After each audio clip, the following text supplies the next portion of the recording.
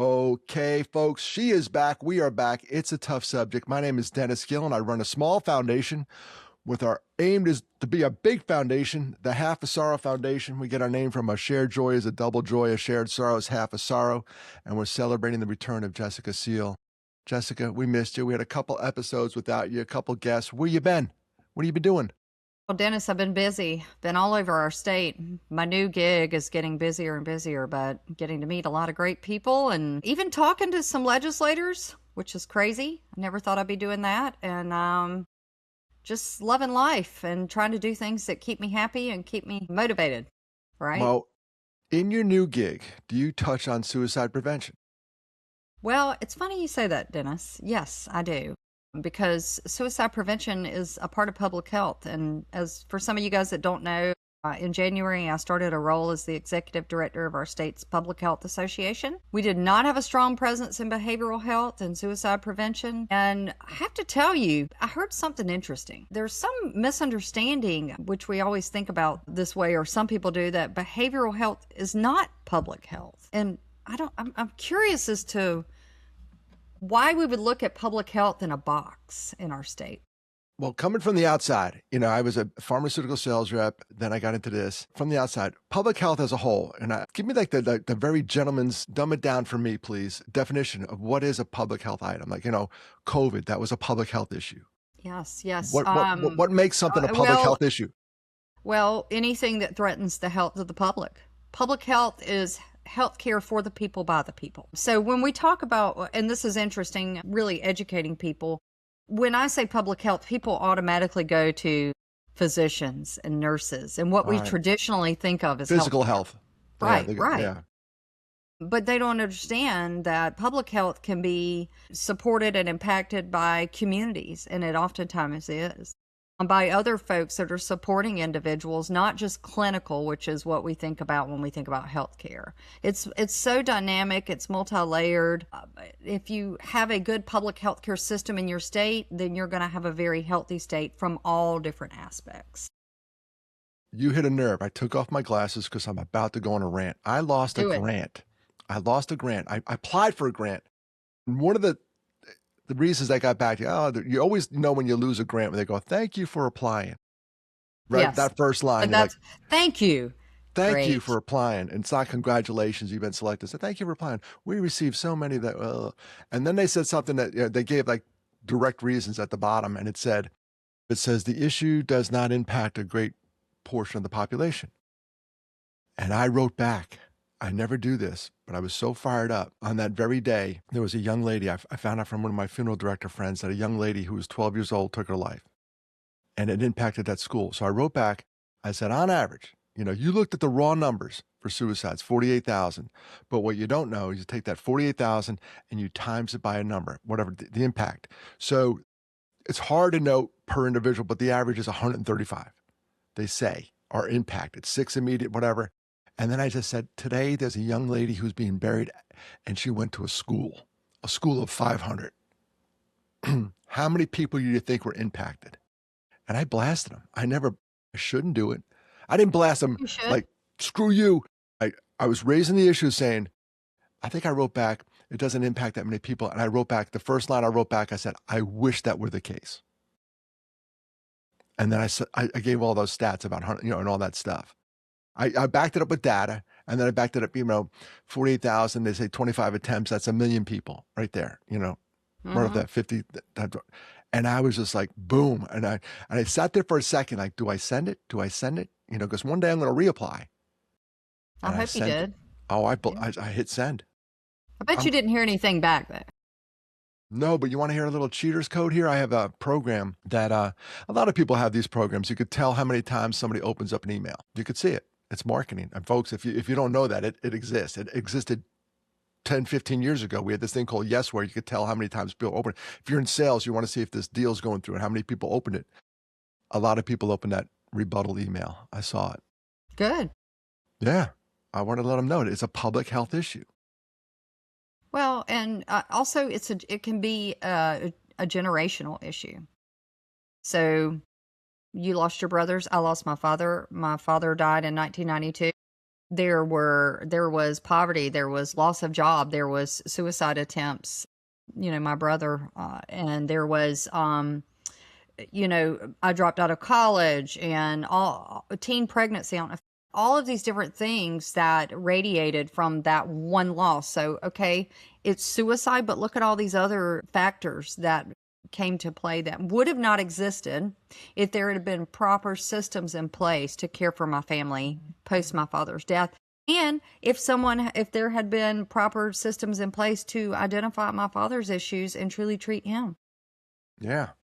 Well, you hit on the next aspect. If you look at suicide prevention, intervention, and postvention, my heart is being tugged in the postvention world now, and that's a public health thing. I'm trying to develop loss teams. 23 states have them. It's local outreach for survivors of suicide. Right when the event happens, they visit the house. Didn't happen when your dad died. Did not happen when my brothers died. Somebody didn't show up and go, "We know exactly what you're going through." That's got to stop, and it's going to stop. It's going to stop with me here locally. It's going to happen. It's going to happen. I'm going to find out today if our website's up and running. We're doing it, and locally, and we got the coroner's blessing, and we got some funeral directors. We're going to go speak to the funeral director. So that postvention piece is huge in the public health. Intervention it's at the moment. It's like when the person is literally in that crisis mode, and it's a rare event, but you better be ready for it. I agree. I think that, and that's what I'm trying to do, not only build this association from traditionally, like, say, the measles outbreak. That is definitely a public health issue. Oh, yeah. COVID was a public health issue. When we have massive outbreaks of flu, you go, if there's an outbreak of bed bugs in a particular area, I mean, those are all affecting the public's health. Pollen. And for people like myself that suffer from terrible allergies, affects my health. It affects the public's health. There's so many the heat that we have here in South Carolina, when we have really high heat, it's so broad, to say or to assume that suicide is not a public health issue just because we have, only a small amount of deaths, relatively small. And one is too many. We all know that. I mean, these are preventable deaths. It's wild. You mentioned a couple things in that dissertation you gave on public health.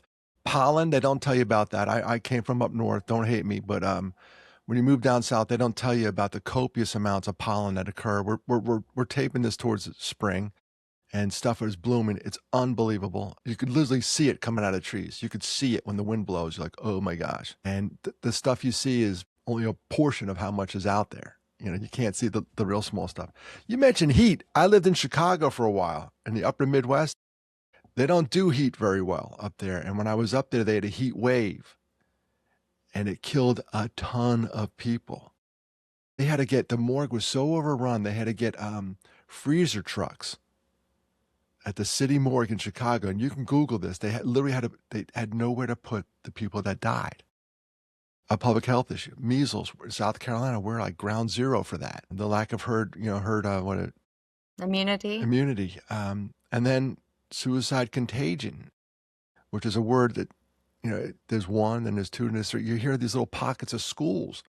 They lose one kid, and then another month, another kid, and then another kid. But it's wild about all the other stuff. The measles will make the headlines. The contagion for suicides will not. It's kept quiet. Out of respect a lot of times for the family, but that's like a silent little public health issue. Yeah. No, it is. And it hasn't traditionally been talked about in this association enough. And so that's one thing that folks know me when they know I come and there's going to be some discussion about behavioral health, suicide, substance use, mental illness. And I'm elevating that out of our public health association so that we can start understanding that this is a public health issue, that you can have data and points to use to put into your applications to make a case for the state of South Carolina, but also to build an army that will talk about it, and more people than just, you and I and others. There are a lot of others, but, having it talked about is one of the biggest pieces and not shamed. And I'm freezing. All right. I'm not in the public health arena. I'm just a guy running this thing, and I get called to go somewhere. Talk to me about, you're the executive director of a state association, and we're in South Carolina. So if someone's listening in another state, does every state have an association? Public health? They should. Yeah, they look different. Some are, even our neighbors in North Carolina have a very well ran, wide reaching association. Our state has had some struggles, Sure. but I like that. I like being able to come in and reimagine how something should be. And what it looked like 30 years ago is not what it looks like today. I mean, my dad died 34 years ago, and we didn't talk about these things. They weren't seen as, these types of issues were seen as moral issues. You were a bad person. It's not a health issue. You were a bad human. And so we've really done well changing that. I want to give hats off to the new generation. I was actually at Furman University last night talking to young people.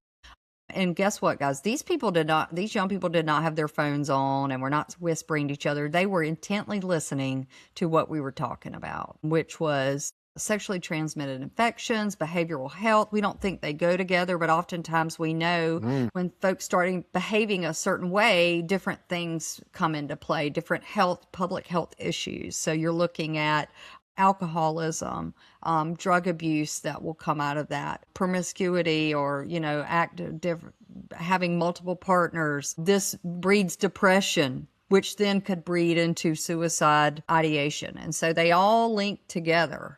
And then you could even add in other ones. So when you do that, you can't work. You could have poverty, loss of job, dropping out of school. The rates for those go up. So one little, chink in the chain, I call it, can really set off a lot of other issues related to public health.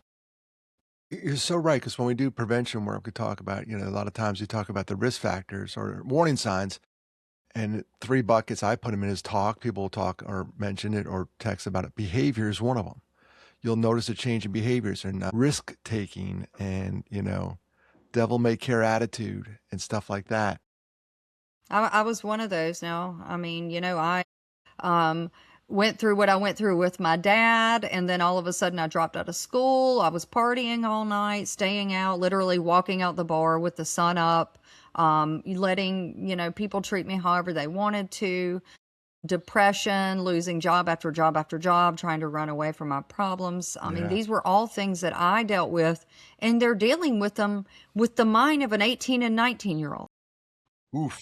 I mean, those are hard to deal with now. Imagine being a young person at this really integral time in your life where you're going from a child out of your parents' home where you live in a bubble, more or less, and you're in this new world, and then all of a sudden you're thrust into this horrible world, quite frankly. I now am able to, Dennis celebrates his sobriety, and I love it. I celebrate being alive and thriving in life. I don't know if I celebrate it. It's You coming up. should. I should, You because it's coming should. up on 1 billion Because it's seconds. hard. It's hard, but it's a bittersweet anniversary because the last night I got hammered was the night before we buried my little brother who we lost to suicide. So that's 31 going on 32 years. It's funny you say that because we're taping this on let's say it's a Thursday. I'll just put throw it because that's the day. Monday coming up, I will hit 1 billion seconds sober. I looked it up on the Googler, and the difference between 1 million and 1 billion, I think I've told you this before, 1 million seconds is 11 and a half days. Just crazy, 1 million seconds, but 1 billion seconds is 31.7 years. That's how big the difference is between those two numbers. So if you married a millionaire, good for you. If you're married a billionaire, really good for you. You can go on a bender. Or neither.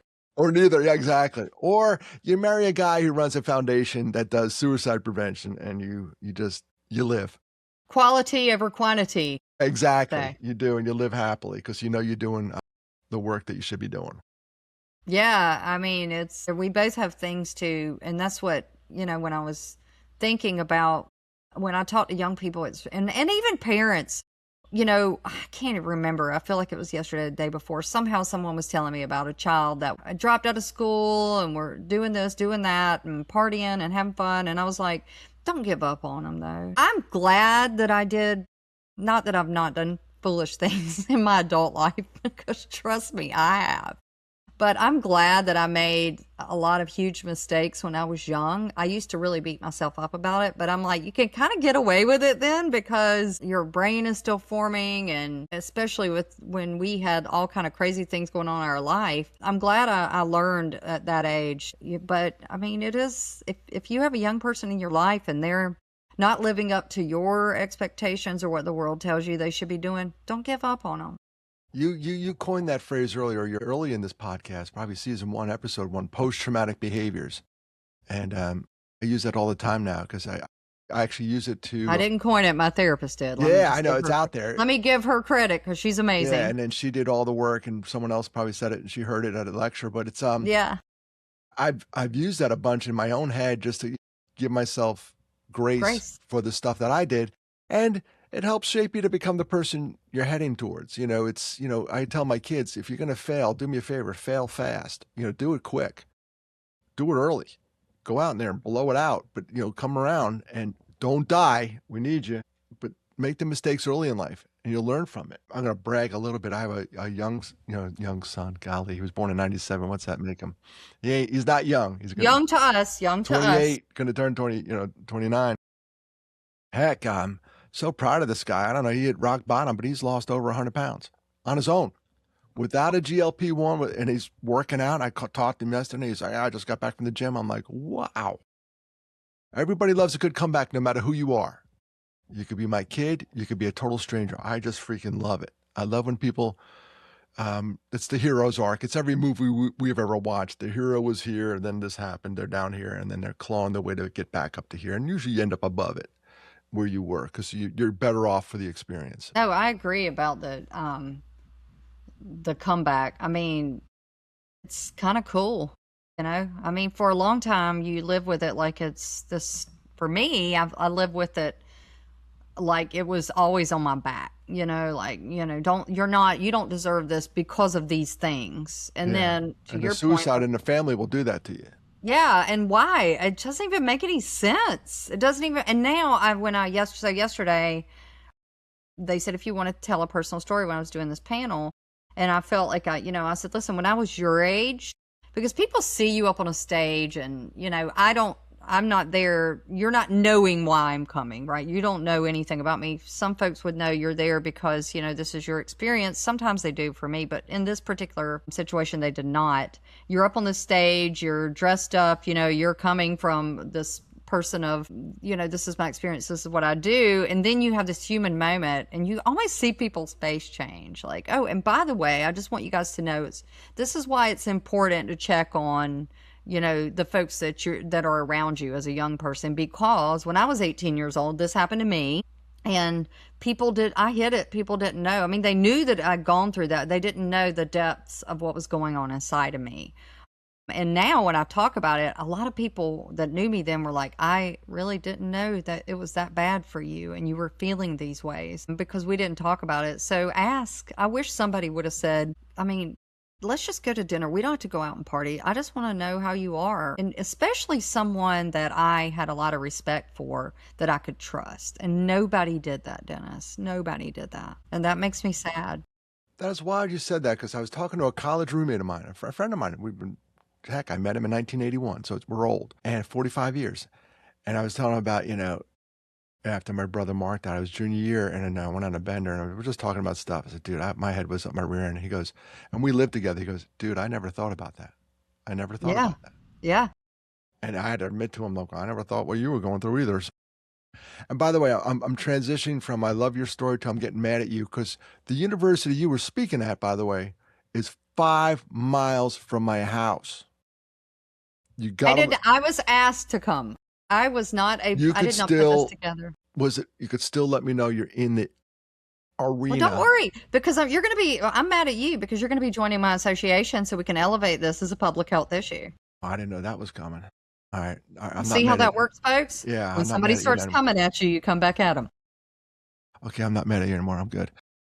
It's not healthy, but I'd like to see what you do in the public health arena. That's why I had all these questions about it, because it's often assigned to a physical illness, and we don't give mental health the public health attention it desires. And by the way, if you drive by where I lived between 3 different homeless shelters, unhoused missions, however you want to call it. Say it. Well, We it were is just what it talking is. about this. They do God's work in helping these folks, but it's not uncommon because they're full to capacity that I'll go by and I'll see a guy on the street sleeping. That's a public health issue. That dude probably has a mental health 100%. issue, a Let me substance tell use you. disorder. It's a public health effing issue. Let me tell you, I have a whole story here. Two things, 2 points I want to make, okay? So with this new job, I just mentioned earlier, and I want everybody to hear this no matter what state you're living in. One of the pieces is advocacy, which is very uncomfortable for me. We know we live in a world where politics are just, I can't even, but they are Please what they don't. are, right? And so I'm going for my first like real meeting at this fancy club, whatever, private club, to listen to one of our candidates for governor speak. I want two things I want you to hear on this. I'm getting my nice designer bag used that I bought that I never carry, only on special occasions. So I'm trying to look the part, right? And I'm sitting at a stoplight and God tapped me on the shoulder because I looked over and there's a woman laying on the ground, Mm. homeless, unhoused, all of her stuff around her, sleeping. And as I was worrying about how I looked in the mirror and carrying my bag that probably could have fed her for however many years, it was a moment of why me? Why am I sitting here and not there? Yeah, by the grace of God, you could switch places. Truly, truly, and it humbled me down to you belong in any room you're in because that's been a post-traumatic behavior for me is not belonging around people that I think are better than me. And I've gotten away from that. Thank God for my therapist, 10 years of intense therapy. So then I get there and we're meeting and hearing this gentleman speak and I actually raised my hand in this room and one of my colleagues was with me. They talked about something and I raised my hand because he went straight to talking about physicians and nurses when I talked about public health. And I said, I don't think you understand what public health actually is. And that's when I said public health is for the people by the people. And I feel like people oftentimes misunderstand that. And what he said to me, and I was truly impressed, was, you're right. I don't. Would you like to? I'd love for you to talk more with me about that because people assume that policymakers in our world know everything about everything. Unless you use your voice, that's why they are there. They are elected by you. They're not going to know. So you can't really get mad at things unless you try as hard as you can to elevate what's important to you and use the voice that God gave you to talk and make your point. And that was such a learning experience. So two things. Number one, why me? And I belong in this room. And number two, use that voice because you're important. Well, that's a charge to our audience because we need help. We need help in the prevention world with suicide, public health. We need to raise it to a public health issue. We need more funding. That's a fact, Jack. You talk to a mom that tries to get mental health services for her child, and you're going to get a story. And you better pack a lunch because it's going to be a long story because it's unbelievable how And it isn't just state it's agencies. I mean, no this is coast to all hands coast. on deck. Yeah, This is federal all level. hands on deck. This is a public issue. That means we are the public. We have to be a part of the solution. Don't just say, well, we have this in our state, that we fund that's not funded well. And you think one state, do you think the government is going to solve all your problems? Hail to the no. But they got Get to off know. social media, quit raising Cain and pointing the finger at everybody else. Turn the finger back at you and go out and do something productive to make change. Jessica, getting all fired up. Your public health hat is on. Make it happen. But they're right. And I'm impressed with that politician, by the way, saying, I don't know about it. Usually you ask them a question, sir, do you know that mental health is a public health issue? And they'll go, the stock market's I at was impressed 45,000. We're too. doing great. They answer another question, like, hold on here. But I'm impressed that the person had the humility to say, I I'll don't tell know you about who it. it is when I get off this, but I was pleasantly surprised. I can tell you the other. I did not go to hear the other candidate speak, but it's my understanding they posed the same question and she dodged it. So Oh, yeah. We have, just for anyone who's political out there in our little state, and you have this, but you got to know who the candidates are. I read this morning, there are 11 people vying for our governor's job. 11. You better know who's who if you care about a subject, whatever the subject is for you, whatever. Ours is obviously suicide, mental health, whatever it is, you better know where they stand before you go in there and just circle or whatever you do, punch that card. You better know. So that's a call to action because it is a public health issue, Jessica. Yes.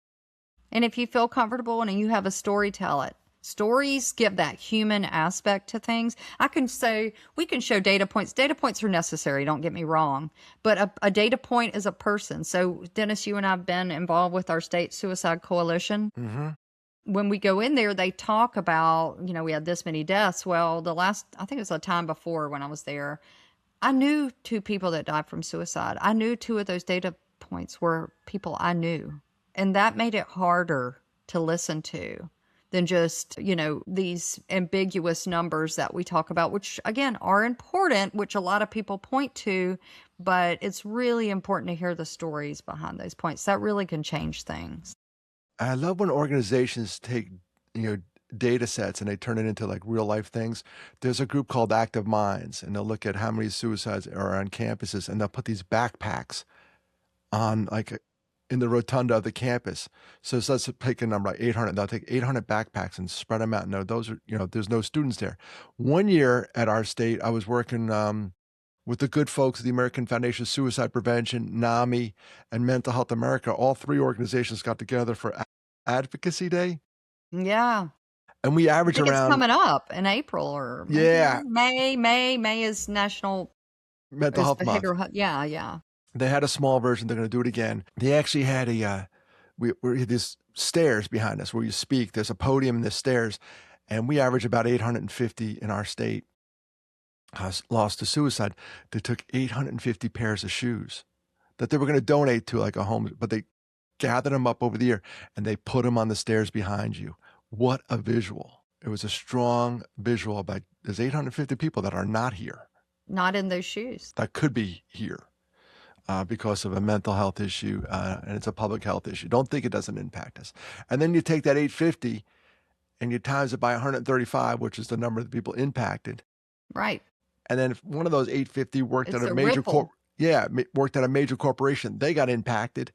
Then one of those persons was at a major university, that whole school got impacted. It's crazy how quickly it escalates from one person. But we have to talk about, and this is absolutely no disrespect. I feel like folks are super comfortable saying, take care of your mental health, depression, anxiety. Those are mainstream words. Suicide, addiction, those still have a little way to go because people don't want to say those words. It's okay to say, I go in meetings all the time where they want to talk about mental health, and I am like, let's say what does that mean? What does mental health mean? What is included in that word? Because we have to get out of our comfort zone. Because again, if there's a young person, an old person, whatever, thinking about taking their own life, and you're not saying the word, then this may sound crazy, but that's going to even further push those feelings of shame. Like, it is a bad thing. Don't get me wrong when I say that, but to say it is a good thing because there's good that comes out of using the right words. And we talk about words, we laugh. We were talking about unhoused, homeless, people that are actually dealing with it are like, I don't even know what that means. Let's quit worrying about all that. Yeah. I'm not saying that. I'm saying you say, are you thinking about taking your own life? I mean, that's a scary thing to say. Don't dance around it. Be straightforward. Yeah. Are you suicidal? That's all the trainings we do. It really boils down. Can you say that sentence? And lean in. Don't go, oh, you're not gonna do something stupid. Are you thinking about killing yourself? I mean, just say it out loud, Yeah. I mean, some people, you can't say that. You have to know, who are you? I've had somebody who has been sober for 25, 30 years, a man, and people were saying, well, you have to say substance use disorder. He goes, nah, I'm an addict. And I'm like, listen here, I'm not here to tell you anything. You say what you want to say. That's not for me to decide. I'm not going to shame you. But I thought, how shameful of you to try to push language on this man. Stop that business. Stop that business. Yeah. Let them self-identify. They know what they're talking about. That's right. They know what they're talking about. Do we know what we're talking about? We do. Public health is an issue. Mental health is that issue. Thank you for being on the, you're an executive director of our state and pushing that forward. I do want to get more involved in that if you have time or a slot or something to push it up to that level because it is a public health issue. This is important to me. I mean, I have a master's in public health. I have my alma mater, the University of South Carolina, Arnold School of Public Health backing me. And I have lived in South Carolina my whole life. And I know my state, and everything I do is knowing the people that are affected because I go around my state all the time and real faces. I don't work up here. This is not an ivory tower. I work boots on the ground and I love it. Now, when you go around the state, and this can apply to any state, any listener, last night you were at a college. Was it mandatory for the college kids? Did they get credit for coming? Was there anything dangled in front of them? Yes, they do, which is fine. But I'm telling you, Dennis, it wasn't so much how they were in the room. It was that, you've been in rooms where they have to come in and they're over here whispering or, doing something else or on their phone, taking their picture. This was not the case.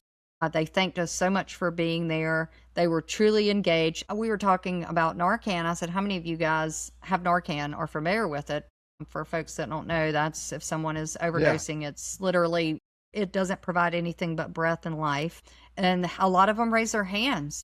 I was like, wow, that's great, because that means they accept it and understand it. Where I was going with that was, in a university setting or a college campus, whatever, and there's some credit assigned, or there's they will get a point for showing up. They have to swipe in or swipe out. They have to show up. Where I'm going with this is when it's a public health issue and it's dealing with older folks, suicides are going down for the 15 to 24-year-olds. They're actually going down. And that's really good news. What about, how do you get older folks in a room? That may be a subject for another podcast. I can't figure out. Yeah, that we need to talk about that, because public health maybe could help there. Corporations can help there. Well, also remember, they came up, and they're oftentimes even older than us, where you did not talk about it. And we talk about faith-based, they're changing. I think that's important, talking about it, also not seeing it as a sin, which is such a trigger point for me. I don't even want to talk about that, because I will get very angry, and I talk about it all the time. I'm a follower of Jesus. I don't blame Jesus. I blame people. Those are things we have to change. But older people ascribe to that mindset. It's a really hard one to get to, if I'm being honest.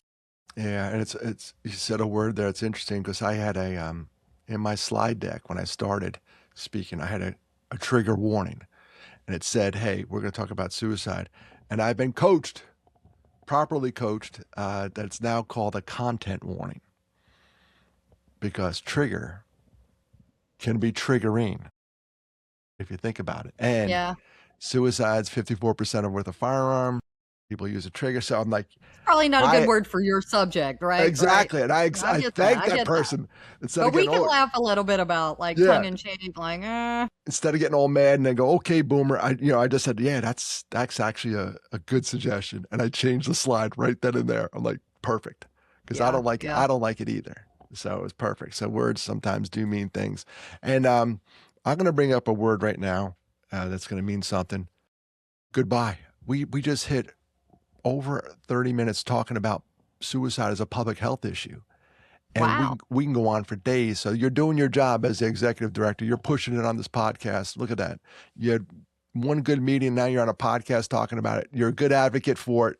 We need your voice in this. And listeners, we need your voice in this too. Yes. We can't do it alone.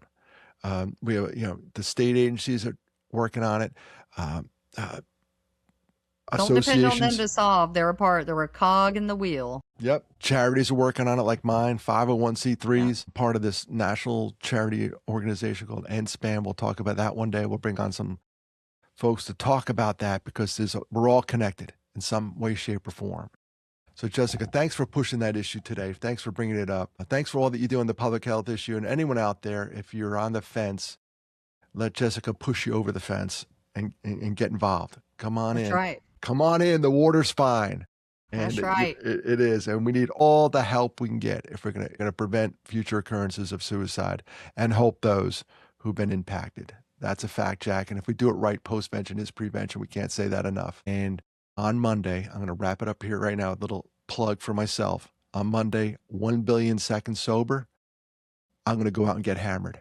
I'm going to do it. No, you're so, do not. I got to do a little, look at it. I don't know if you're watching. I'm doing the little clappy emoji. I love that. I don't even know if they can do it on this program, but that's what's happening. So Jessica, I want to thank you for pushing that. That's another episode of It's a Tough Subject. As always, your insight is Thanks. important. Thanks for doing that. Thanks for speaking to those kids last night and getting home late and then come popping on here this morning. It's what we do. If your misery becomes a mission, you find the strength to do it. You just find it. And then you sleep at night and you sleep well, knowing that you're doing the right thing. And again, the recruitment is, if you want to sleep well, get involved and we'll take you. I'll take you at half a sorrow. I need all the help I can get too. So that's a wrap.